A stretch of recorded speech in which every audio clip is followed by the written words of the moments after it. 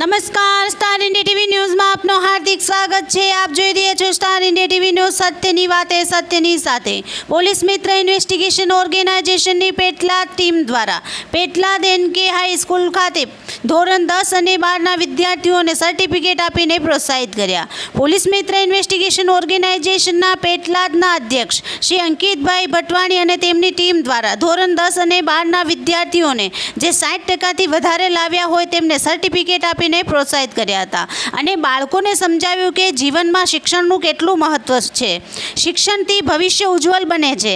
સારું શિક્ષણ સારા વ્યક્તિત્વનું નિર્માણ કરે છે અને જણાવ્યું કે આગલા વર્ષે પણ વિદ્યાર્થીઓ વધારેમાં વધારે સારા ટકા લાવીને સ્કૂલનો, કુટુંબનો, સમાજનો, ક્ષેત્રનું, આખા દેશનું નામ રોશન કરે તેવી આશા વ્યક્ત કરી હતી।